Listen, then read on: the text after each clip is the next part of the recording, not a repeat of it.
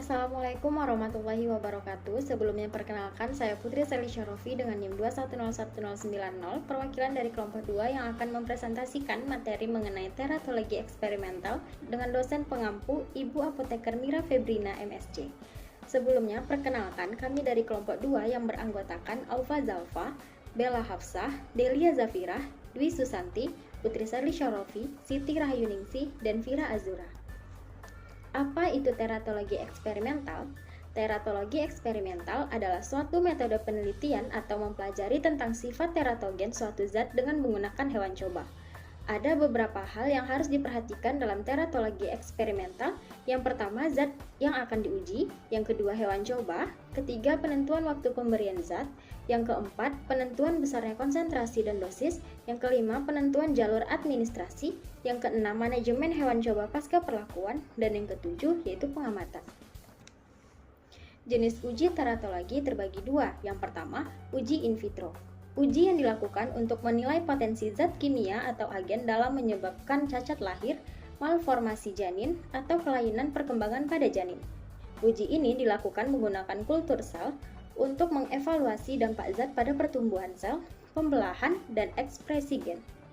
Dan jenis uji yang kedua, uji in vivo. Pengujian yang dilakukan pada hewan percobaan untuk mengetahui efek toksik suatu senyawa terhadap janin. Daur estrus. Siklus estrus merupakan siklus reproduksi pendek yang dialami oleh hewan pengerat, sehingga dapat dijadikan model hewan yang ideal untuk penelitian tentang perubahan yang terjadi selama siklus reproduksi. Hewan-hewan yang mengalami poliestrus, misalnya kuda, kambing, kera rhesus, mencit, tikus, marmut, sapi, harimau, dan lainnya.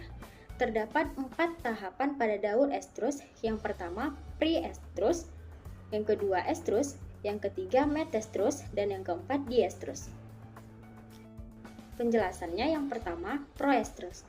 Proestrus adalah fase persiapan atau fase sebelum estrus. Pada fase ini juga mulai terlihat perubahan pada alat kelamin betina, di mana pada ovarium terlihat pertumbuhan folikel sampai pada ukuran maksimum.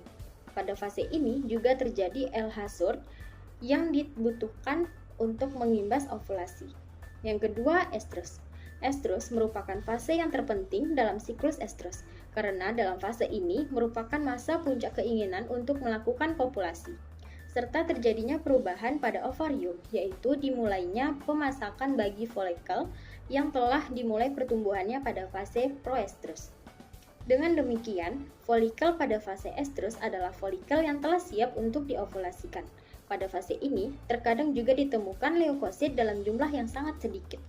Kemudian yang ketiga, metestrus. Merupakan fase dalam siklus estrus yang terjadi segera setelah estrus berakhir. Dalam ovarium, terjadi pembentukan korpus hemorrhagicum pada tempat folikel the graft yang baru saja melepaskan ovum. Metestrus sebagian besar berada di bawah pengaruh hormon progesteron. Yang keempat, diestrus. Diestrus merupakan fase terakhir dan terlama di antara fase-fase lain dalam siklus estrus. Dalam permulaan fase diestrus, korpus hemorrhagicum mengkerut karena di bawah lapisan hemorragik ini tumbuh sel-sel kuning yang disebut dengan luteum. Korpus luteum menjadi matang dan pengaruh progesteron menjadi dominan. Terdapat teknik pengawinan hewan. Yang pertama, pengawinan alamiah atau natural mating, melibatkan perkawinan antara jantan dan betina secara langsung dalam lingkungan yang sama. Teknik ini sederhana dan sering digunakan untuk hewan yang mudah dikawinkan. Yang kedua, pengawinan buatan atau artificial insemination. Metode ini melibatkan pengumpulan sperma dari jantan dan penyuntikannya ke dalam betina. Teknik ini memungkinkan pemilihan pasangan yang lebih baik dan dapat digunakan untuk spesies yang sulit dikawinkan secara alami. Yang ketiga, pengawinan terprogram atau time breeding. Dalam teknik ini, pengawinan dilakukan pada waktu yang ditentukan, berdasarkan siklus estrus betina. Hal ini membantu meningkatkan kemungkinan keberhasilan perkawinan. Yang keempat, kawin silang atau crossbreeding. Metode ini melibatkan perkawinan antara individu dari dua strain atau ras yang berbeda untuk mengeksplorasi variasi genetik dan meningkatkan ketahanan terhadap teratogen. Yang kelima, kawinan inbreeding. Teknik ini dilakukan dengan mengawinkan individu yang memiliki hubungan dekat untuk mempelajari efek genetik tertentu pada janin. Kemudian, teknik pemberian senyawa. Ada beberapa teknik yang bisa dipakai untuk memberikan simplisia kepada hewan uji. Teknik ini dipakai tergantung tujuan penelitian yang kita inginkan. Teknik pemberian obat atau simplisia dapat dibedakan menjadi beberapa kelompok. Yang pertama, pemberian secara oral. Pemberian obat secara oral kepada mencit, tikus, atau hewan pengerat lainnya yang digunakan dalam uji coba merupakan prosedur paling umum dalam penelitian biomedis dan dalam perawatan hewan percobaan. Pemberian obat dengan cara ini dilakukan karena relatif murah, praktis, dan mudah. Teknik pemberian secara oral dapat dilakukan dengan cara yang pertama, mencit atau hewan percobaan dipegang dengan posisi yang sesuai dengan prosedur yang sudah dijelaskan sebelumnya. Yang kedua, siapkan alat berupa gauge yang biasa digunakan untuk memasukkan obat. Yang ketiga, posisi oral atau kanul dimasukkan ke dalam mulut sampai esofagus perlahan-lahan. Dengan posisi kanul harus dalam posisi tegak lurus. Yang keempat, setelah dirasa posisi sudah sesuai, dorong secara perlahan larutan obat hingga habis sampai ke esofagus. Pemberian simplisia secara oral pada mencit dapat dilakukan dalam konteks penelitian atau pengkajian praklinis untuk mengevaluasi efek biologis dari bahan alam tertentu. Pemberian secara oral ini dapat digunakan apabila ingin melakukan pengujian herbal atau ekstrak, studi kesehatan gastrointestinal, penelitian yang berhubungan dengan imunologi, studi nutrasetikal, pengujian toksisitas atau efek samping, dan juga mengevaluasi efek pada perilaku, aktivitas, saraf, atau fungsi otak. Yang kedua, subkutan. Pemberian obat atau simplisia dapat dilakukan melalui subkutan dalam berbagai situasi pada saat melakukan penelitian, terutama jika penelitian tersebut memerlukan pemberian bahan secara langsung tepat di bagian bawah kulit area tengkuk atau lipatan kulit punggung dengan cara yang pertama, mencit atau hewan percobaan dipegang dengan cara sedikit menekan bagian kepala dan memegang bagian ekornya. Kemudian, bagian kulit daerah tengkuk dicubit agar tidak mengenai tulang kepala. Kemudian, obat atau simplisia disuntikkan dengan sudut 45 derajat. Dan yang terakhir, jarum suntik yang digunakan adalah jarum yang berukuran 1 mili. Pemberian simplisia secara subkutan pada mencit dapat dilakukan saat ingin melakukan pengujian efek lokal atau regional dari suatu senyawa atau tumbuhan tertentu. Dapat juga dilakukan jika ingin mengevaluasi efek pada respon inflamasi atau peradangan di lokasi yang spesifik. Menguji efek toksisitas atau iritasi dari suatu bahan dengan cara menyimulasikan paparan lokal dan pemantauan terhadap respon kulit dan jaringan di sekitarnya. Kemudian yang ketiga, intravena. Pemberian obat atau simplisia secara intravena dapat memulai dua bagian, yaitu vena penis dan vena ekor. Namun beberapa penelitian menyebutkan bahwa untuk hewan coba mencit lebih mudah menggunakan vena ekor dengan cara ekor mencit yang akan diberikan perlakuan dimasukkan ke dalam air hangat agar vena mengembang dan memudahkan pemberian obat atau sediaan. Kemudian ekor dibersihkan menggunakan alkohol dan obat atau sediaan disuntikkan pada ekor vena menggunakan jarum yang berukuran 1 mili. Setelah selesai disuntik, bagian vena bekas suntikan ditekan menggunakan kapas agar darah berhenti keluar. Pemberian simplisia melalui intravena biasanya dilakukan dalam konteks penelitian yang memerlukan pengujian langsung ke dalam aliran darah. Hal ini disebabkan karena pemberian simplisia secara intravena dapat memberikan efek cepat dan langsung ke seluruh tubuh mencit. Pemberian simplisia melalui intravena memungkinkan penelitian lebih mendalam mengenai farmakokinetik dari suatu zat atau senyawa yang memerlukan pemantauan kadar darah pada interval waktu tertentu setelah pemberian.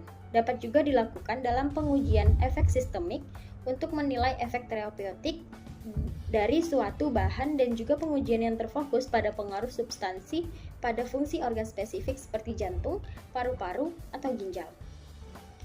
Yang keempat, intraperitoneal. Pemberian obat atau simplisia secara intraperitoneal adalah teknik yang paling umum digunakan saat melakukan penelitian.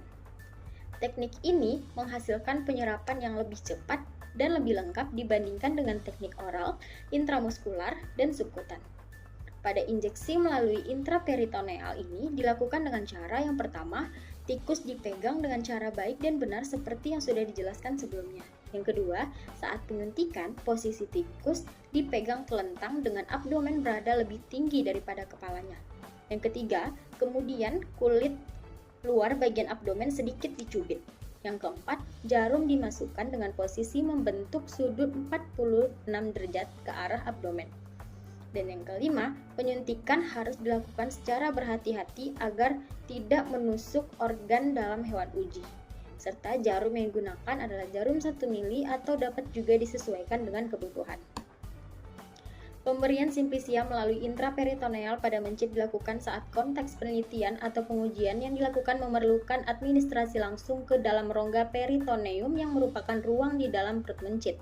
Penggunaan cara ini dapat dilakukan pada saat melakukan uji farmakokinetik yang digunakan untuk mengevaluasi penyerapan dan distribusi di rongga peritoneum, eksplorasi pengaruh pada organ-organ abdominal seperti usus, hati, dan ginjal.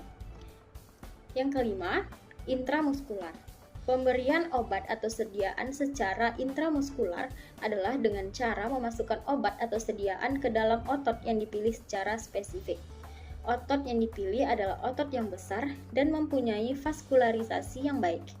Oleh karena itu, obat atau sediaan yang disuntikkan dapat dengan cepat mencapai sirkulasi dan sampai ke wilayah kerja spesifiknya.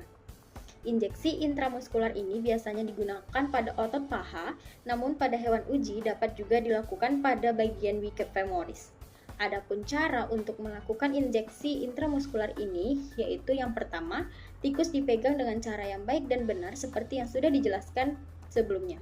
Yang kedua, tangan kiri menarik satu kaki agar memudahkan penyuntikan. Yang ketiga, penyuntikan dilakukan pada jaringan otot, biasanya pada otot paha. Yang keempat, penyuntikan dilakukan dengan 45 derajat secara perlahan. Dan yang kelima, jarum yang digunakan adalah jarum 1 mili atau dapat disesuaikan dengan kebutuhan. Pemberian simplisia melalui intramuskular pada mencit umumnya dilakukan pada penelitian yang pengujiannya memerlukan administrasi langsung ke dalam otot mencit. Pada intramuskular dapat digunakan untuk mengevaluasi farmakokinetik suatu zat atau senyawa termasuk dalam penyerapan, distribusi, dan eliminasi dari otot, pengujian keamanan atau toksisitas lokal melalui respon otot terhadap substansi tertentu, dan juga dapat digunakan untuk pemberian vaksin atau senyawa imunisasi lainnya untuk merangsang respons kekebalan dari otot. Hanya itu yang dapat saya jelaskan mengenai teratologi eksperimental. Semoga teman-teman semuanya memahami. Dan saya akhiri, wassalamualaikum warahmatullahi wabarakatuh.